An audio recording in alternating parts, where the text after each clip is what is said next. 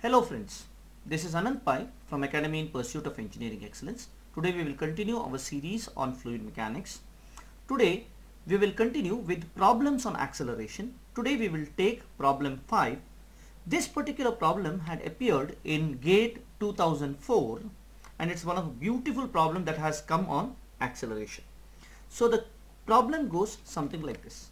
For a fluid flow through a divergent pipe of length L. So there is a divergent pipe of length L. Okay. Having inlet and outlet radius of R1 and R2 respectively. So this radius we can take it as R1, and if I take this radius can be taken as R2. Okay. And a constant flow rate. So Q is constant. Okay. So Q is constant, assuming the velocity to be axial along the axis and uniform at any cross section. At any cross section, it is the same velocity everywhere. Okay, that means we are taking the average velocity. Okay, the acceleration at the exit. What is the acceleration here? Now we have to understand here that since Q is constant, it is a steady flow. So the acceleration will have only convective part, and even in convective part, you have only x direction flow. It is a one-dimensional flow. That means my acceleration will be only ax, or I can say a acceleration vector will have only ax into I. Now what is ax? Ax can be equal to u, not mu, I'm sorry. So it is u into dou u by dou x. But since dou u, this u is only a function of x, we can replace this with du by dx. Now let us try to find out how do we find out this du by dx. Now first of all, we know velocity, or u, I can say here, I will use u only, u is actually equal to q by area. Now in case of R1 and R2, I can easily say u1 is equal to q by pi R1 square. u2 I can say q by pi R2 square. Correct? But the problem here is we have to find the acceleration. When you have to find the acceleration, I have to say du by dx. If I want to find out du by dx, I should frame u as a function of x. So to do that, what can we do?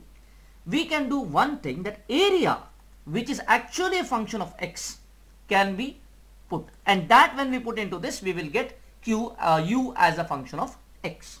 For example, area can be written as pi r square. Now this can be written as pi into, here if we see, we can write this as r1 plus r2 minus r1 divided by L into x. Now how did we write this? It's square, okay, pi r square, okay, this is r at any x. Now how did we write this? This follows the equation of a line, where this is equation of the line can be written as y is equal to mx plus c, is it not? So here c is this r1, m, the slope, is r2 minus r1 by L, that is the slope, and Lx is at any length here, x. Okay, so this is how we have framed it. Once this is framed, the question becomes easy. Now what happens? U becomes equal to q by pi into r1 plus r2 minus r1 divided by L into x. Okay, this has to be x the whole square. Fine. Then what is du by dx? Du by dx will be equal to, this is 2 here, so it's square, so I can write du by dx as q into minus 2 divided by pi into r1 plus r2 minus r1 divided by L into x raised to 3 into, I can write this as r2 minus r1 by L. Fine. Now what is asked here? It is asked to find out the acceleration at the exit. So what we have to find? We have to find u at L.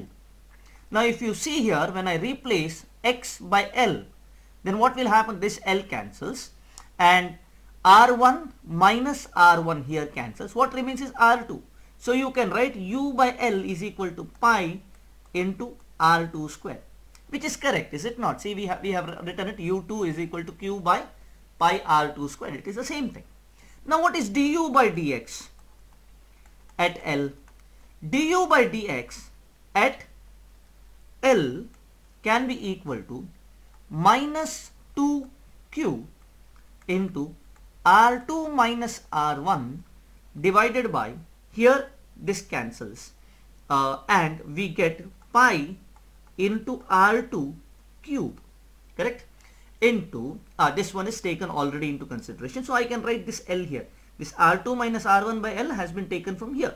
Q is this, minus 2 is this. From this part I get only R2 cube. Now what we have to find out? We have to find out the acceleration. The acceleration now can be written as q divided by pi R2 square into minus 2q R2 minus R1 divided by pi into R2 cube into L. Now if you see this, we can write as minus 2q square into R2 minus R1 divided by, here we can write pi square into L into R2 raised to 5. Now if you compare here, nowhere there is minus, but there is R1 minus R2, observe. So this can be written as 2q square into R1 minus R2 divided by pi square into L into R2 power 5. Now see what it matches? This matches with C. So that is the answer. Thank you very much, students.